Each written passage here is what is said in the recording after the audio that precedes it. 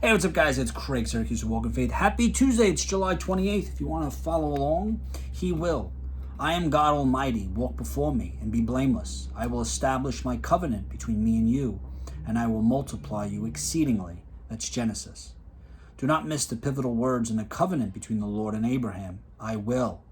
From the beginning, God took the full responsibility for fulfilling His promise. It was up to Him to give Abraham a son and multiply his descendants. Have you asked the Father to help you in some area? Is His answer taking longer than you expected? Does the attainment of your hope seem impossible? Don't make the terrible mistake of taking matters into your own hands. Sarah did so by offering her maidservant Hagar to Abraham, and Israel is still suffering because of her impatience. Rather, remember that it is God who accomplishes all things for you. Abraham's only responsibility was to follow the Lord obediently, and the same is true for you. So stop trying to handle everything on your own. It's His responsibility. Trust that the Father has wondrous plans for you and your life, and He will bring them about.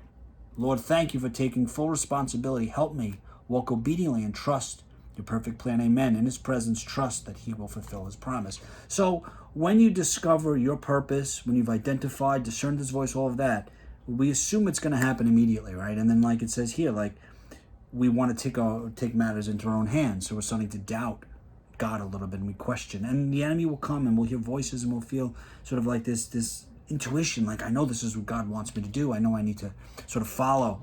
But what He wants us to do is to be still. So once He's placed something in our hearts, and we know it's from God, we need to just be still. We don't have to constantly say, God, but when is it coming? When is it going to happen? Become impatient, right? And then if we tell other people, they'll say, you need a backup plan. Plan B, what's your plan C? Be still and know that I am God. If He made a covenant, with Abraham, right? And He's made a promise to us.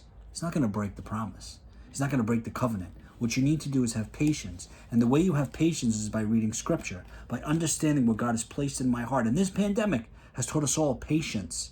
We need to be still. We need to recognize that God has spoken to us thousands of years ago and made a promise, made a covenant. And all we have to do now is discern His voice, build a relationship, and be still and know that I am God. Hope you enjoyed today. Always remember, guys, you have the ability to inspire and evangelize, and I'm here if you ever want to chat. Take care.